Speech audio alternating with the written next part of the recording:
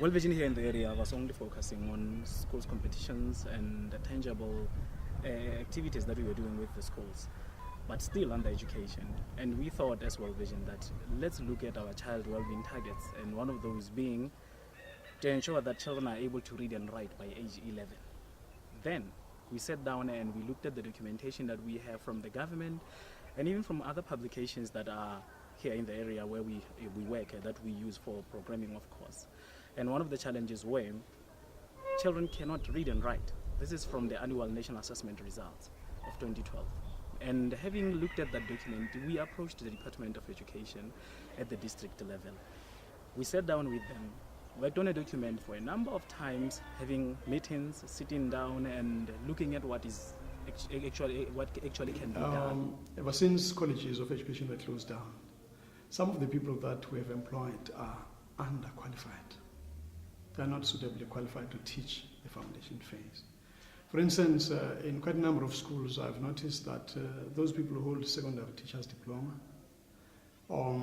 which of course is a qualification that is supposed to take those people at a secondary school level, not at the foundation phase. But you find quite a number of those people teaching at the foundation phase, so they are not well grounded to deal with that level. In our school particularly, we've got many challenges of resources, especially infrastructure. The electricity is not available in the school. We can't even able to make flyers or copies for learners, maybe to do their projects or their work, classwork in the school, maybe in groups. You see, we can't make copies of that. Even if we get ANA or exemplars, we can't even make copies. Educators used to write on the chalkboard. We've got a major problem of electricity in our school particularly. But we try, educators improvise. We try and do some work and assist learners, even though we do have a lack of infrastructure. With the advent of outcomes-based education, teachers would tell you that, no, we have been trained that this is child-learner, child-centered type of an approach. So it is the learners that have to do all the work. Teachers must just be at the back and support the learners. And they stopped teaching reading, they stopped teaching writing, so our learners found themselves in a mess.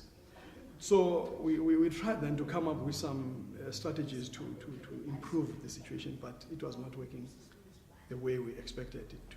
We then agreed that what if we sit down and work with one of the institutions, and in this case being Rhodes University, to develop a training suited for improving the skills of teachers on literacy and numeracy. Then a training was developed. A curriculum was developed by the university itself. Now, when you look at this innovation that you have come up with, you are spot on, because we have identified the problem.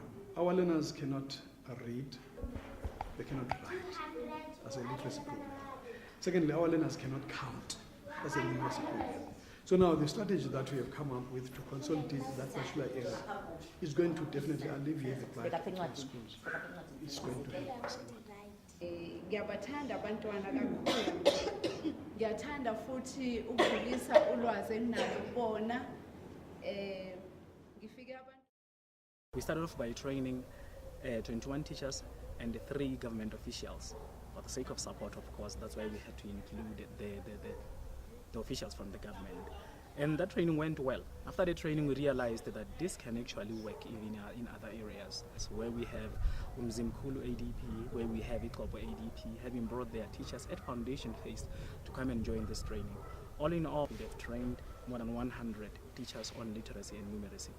I gained a lot because those warming up activities that make learners to be more attentive in the class, those that they said we must introduce, I think they will assist learners a lot, not just to impart the exact knowledge. We have to make some exercises that will equip them or that will make them to be more attentive in class and concentrate. In the Eastern Cape, where we are, more than 40 schools are going to be reached, are going to be covered by the teachers who are trained. And in the KZN, we are going to cover more than 48 schools. We don't have many NGOs that operate in this market. So we really appreciate that we have people like World Vision who saw it necessary to operate in this area. which is very much needed. So we really appreciate it, and we hope that our relationship definitely will strengthen, because we still expect a lot from them.